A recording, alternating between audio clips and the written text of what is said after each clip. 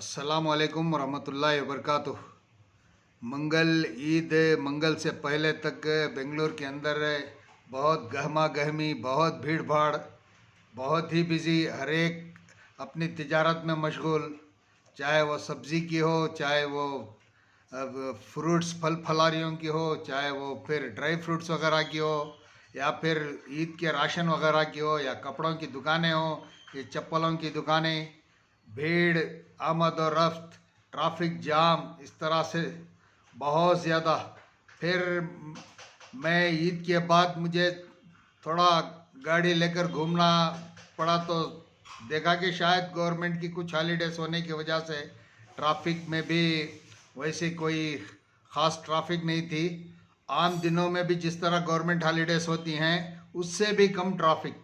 फिर दुकानों के में भी कोई हलचल नहीं थी, और ना हमारे चप्पल की होलसेल मार्केट भी ठंडी पड़ी थी, कपड़ों की मार्केट भी ठंडी पड़ी थी। शिवाजी नगर में तो कोई भीड़ नाम की कोई चीज़ ही नहीं थी। अरे मुझे कुछ ताज्जुब हुआ। फिर मैंने गौर किया तो मालूम हुआ कि रमज़ान की ईद के बाद जो कारोबार में मंदी आती है, रमज़ान की ईद जो है तकरीबन तमाम कारोबार को अपने गिरफ्त में लिए हुए होती है। और रमज़ान की ईद जैसे ही हो जाती है उसके बाद तमाम कारोबार ठंडे पड़े रहते हैं, रास्ते ठंडे रहते हैं, रास्तों में कोई वैसी ट्रैफिक नहीं रहती, और लारियों के लोड अनलोडिंग में भी वैसी नकलो हरकत नहीं रहती, और दुकानों में भी कोई भीड़ नाम तो क्या, बिल्कुल गोया कि तिजारत बिल्कुल बंद की तरह रहती है। और कुछ दुकानें तो बंद रहती हैं, कुछ दुकानें बंद होने के बावजूद भी जो थोड़ी दुकानें रहती हैं वो भी बस ऐसे ही बैठे मक्खी मार रहे होते हैं, और बिल्कुल एक इत्मीनान के साथ वो। फिर मैंने बात करने पर मालूम हुआ कि ये तकरीबन मंगल ईद हुई है, और चार शुम्बा जुमेरात, जुमा दोपहर से कुछ खुलेगा, फिर इसके बाद हफ्ता थोड़ा चलेगा, टोटली मंडे के बाद ही कारोबार है। तो इस तरह मैंने कभी मार्केट को इस तरह से गौर नहीं किया कि एक मुसलमानों का त्यौहार, जहाँ पर मुसलमान 20-25% रहते हैं, उनके इस त्यौहार में, उनके इस ईद में इनके असरात इतने ज़्यादा, इतने गहरे हैं कि पूरे मार्केट पे छाए हुए होते हैं। पूरी मार्केट महसूस करती है कि ये क्या, पूरा बिजनेस मार्केट, पूरे ऑफिशियल, हर तरह के लोग इसे महसूस करते हैं कि ये परसों ही त्यौहार गई है। ऐसी कोई किसी भी कौम की त्योहारों के बाद ऐसा नहीं होता। किसी भी त्यौहार के बाद इस तरह से मार्केट का ठंडा हो जाना दूसरे दिन, ऐसा मैंने कभी नहीं देखा।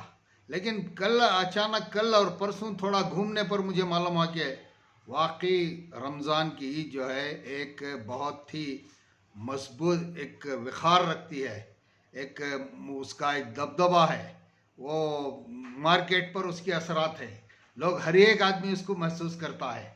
और इससे पहले भी लॉकडाउन के ख़तरात कर्नाटक में ईद के करीब मंडला रहे थे। ये हो फिर उसका अचानक ही रात में टीवियों ने चीख पुकार की, सुबह किसी टीवी में आवाज़ तक नहीं थी कि लॉकडाउन करना है वगैरह।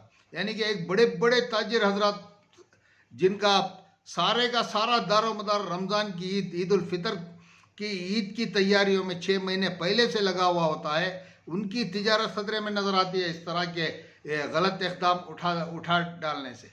तो और ये बड़े बड़े सेठ लोग होते हैं, साहूकार लोग होते हैं, और उनकी पहुंच बहुत ऊंची तक होते हैं, और वो अपना दबदबा इस्तेमाल करते हैं इसमें, और ये हुआ भी होगा इस्तेमाल। तो इस तरह से माशाअल्लाह अल्हम्दुलिल्लाह हमारी ईदें जो है ये पूरे मार्केट के ऊपर एक मकाम रखती हैं और एक दबदबा रखती हैं, एक बहुत अच्छी चीज़ें हैं। इस तरह से हमारा जो कुछ भी है इसे हमें समझना चाहिए, और समझकर आगे भी हम अपने अखलाक से इस दबदबे को बरकरार रखें बाकी कौमों के सामने।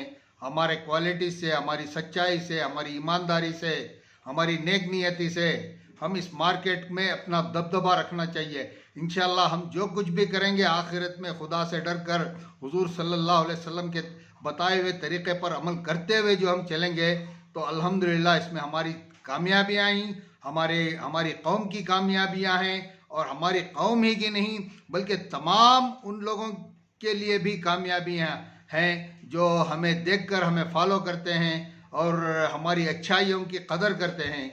अस्सलाम वालेकुम।